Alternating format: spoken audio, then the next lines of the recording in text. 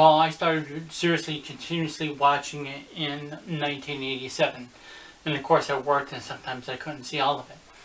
But every chance I got, or just practically every single week, I did watch it. And it was an incredible, awesome show. I mean, it was just so many cool, neat stuff. I mean, in 1987, for those of you who remember 1987, there was just all this new stuff coming out. Every single year there was new stuff coming out, but it was new stuff, and it was new, exciting to me, and I was into metal, and this was the year.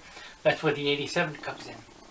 Okay, so, I was watching Headbangers Ball, and I love Rose's commercial. They were announcing Guns N' Roses live at the Ritz concert. And I was like, oh yeah, that's cool and exciting. So I went to my friend Tom's house and I said, hey, can you come down and watch it and then record it? And he's like, yeah, sure. So here's the VHS tape of that. So we started recording on the Headbangers Ball. Spent 2 or 3 weeks at his house recording it. And here it is. Here's the original, actual VHS from 1988. I'll show you a close-up shot of that.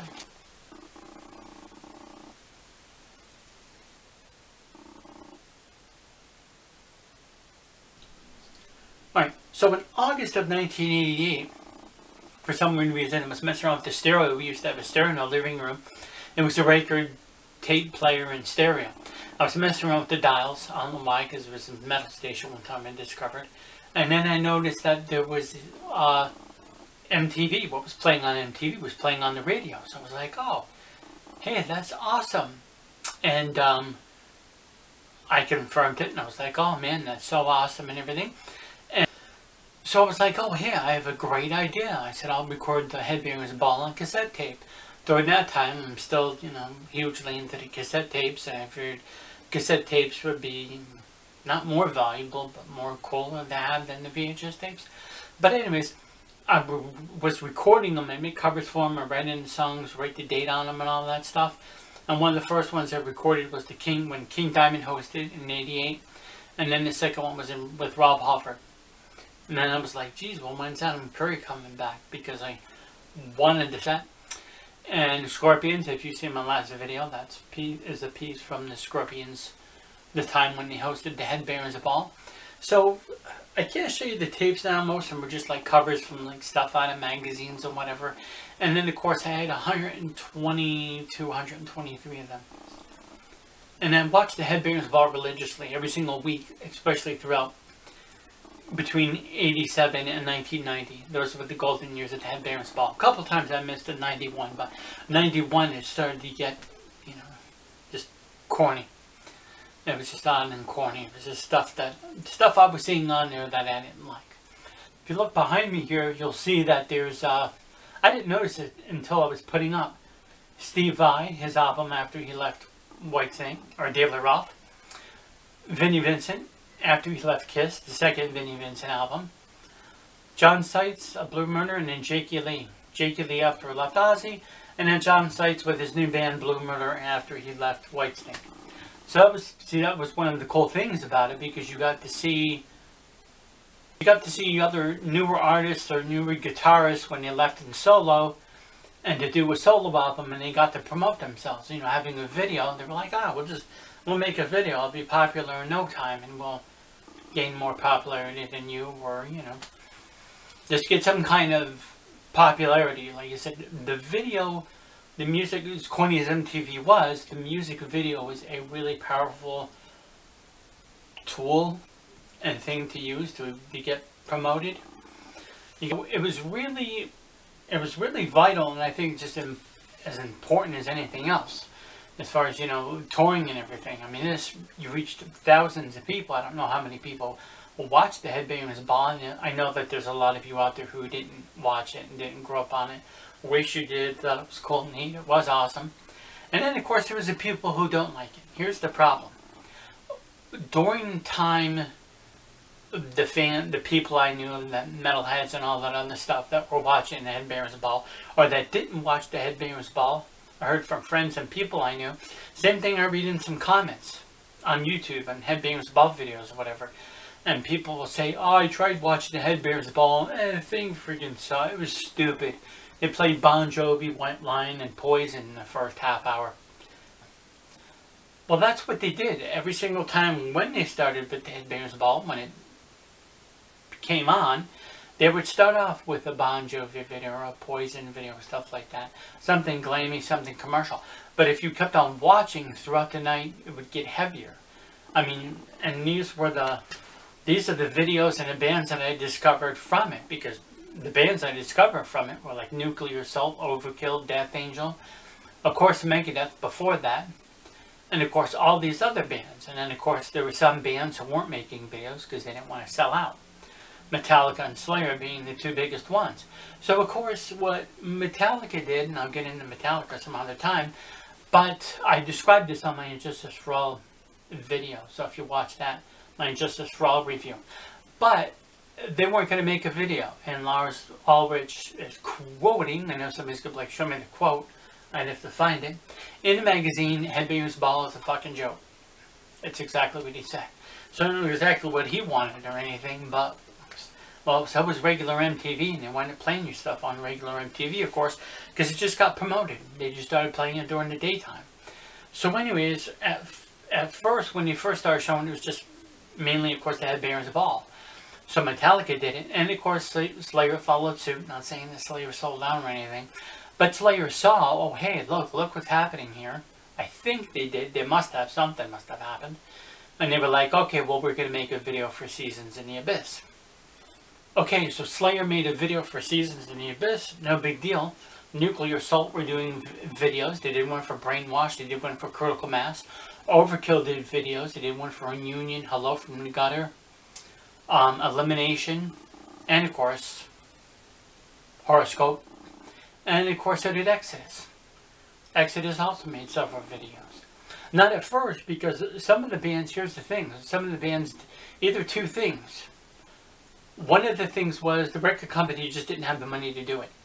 So these guys had to get like money from the record company, and depending on the record company and how big it was and how much money they had, they were going to dish out money for a promotional video, because it would just definitely sell the albums and help promote the albums. Some of it, I think, was a combination of that and bands. Maybe some bands or record companies were completely sucking anyways, and they're like, oh, well, we're not going to sell out and make a video that's selling out. Who knows? Creator is another one. So Creator and a lot of the other ones. But there was a lot of other kind of like death metal bands and heavy bands that didn't do music videos. They should have, I guess, but they have gained popularity without a video like Slayer and Metallica, is because they were like the biggest ones. Megadeth and Anthrax were already doing videos from the get-go, right from the beginning. Well, not very beginning, but you know what I mean, by 86. 86, and I think Indians came out in 87, the music video did. But it was still really cool and neat that there were promotional stuff. Look, whatever you're thinking, however you slice it, music videos were essential. I think they were really cool. I loved the Headbangers Ball. I think it was just an awesome show. It was really cool. It was, you know, during one of the nights where a lot of people go out, you just had to be, you know, a nerd and stay home and say, yeah, screw that, I'm going to stay in. Or unless you went to a friend's house and then partied there and then watched the Headbangers Ball. I guess some people probably did that. That's what I heard. But in 1989, through 87 to 89, or was it 88, Adam Curry was a cool host. I don't know how much Adam Curry was loved, but I don't think he was hated. And then, of course, when he was on the Headbangers Ball, by 1990, it was Ricky Rackman. We didn't even hear anything. He didn't say goodbye, nothing. They just got Ricky Rackman in there, which the whole Guns N' Roses related thing. I'll get to that some other time. But a lot of people hated Ricky Rackman. I thought Ricky Rackman was cool. Oh, he had long hair and tattoos and liked the band. So what? There was a lot of people I knew like that. They weren't considered posers. They just didn't play an instrument. They weren't in the band, but they had long hair and they knew rock stars and bands and they were into music. You know, just same thing with the people I knew locally that, you know, didn't play an instrument but were into heavy metal. You don't have to play an instrument to be into heavy metal. Everybody gets into heavy metal before playing an instrument, maybe sometimes after. For people who are lucky enough to be playing guitar at age 6 and 8 years old or grew up with it. But for the most part, most of the people got into music and then decided, oh yeah, hey, I'm going to play an instrument. He was good as a host. What ruined Headbangers Ball was the fall of 1991 when he started getting guests on there like Nirvana and Alice in Chains. I know a lot of you so-called rockers out there like Alice in Chains. I'm not wild about him. I don't like any of that stuff. But there was just some good, funny moments on there. I mean, it wasn't like it was a comedy show, but there was some really cool stuff. Like Christmas Eve 1988 when Ozzy hosted. Here's a little clip of that. This is Christmas Eve's Headbangers Ball. What do we have next, Zach? I think we should give Kiss a Christmas present. What we got in this sack? Paul Stanley, you can use this on his next girlfriend, man. All right. What a way to end it. I mean, 1989 was an incredible year for metal. There's not really any 1989 tapes up here on this collage that I made. Yeah, I made a collage. And I figured I'd do something different. Night late. So they're all 88 and 89. I watched every single episode. And even 1990 and 91. Good 3 solid years or so. I watched every single week and even taped it. And 1989 brought on a lot of new cool bands and everything. But 1990, I thought that was hilarious. That was one of my favorite ones. I cherished those tapes for a long time. And even the video cassette tapes, because the whole YouTube thing, I just didn't predict it. A lot of people didn't predict it. So that's why people went nuts recording stuff, because they're like, oh, we want to watch this sometime again in the future, and they pulled it out every once in a while. And we're just not going to see it again unless they come out with DVDs and stuff, which they didn't do. And then, of course, nowadays it's almost pointless putting out stuff onto DVD, because a lot of people see that stuff on YouTube. I know a lot of you younger kids, younger people discovered it. I know some people started watching it in 93, 94. God, I feel sorry for you.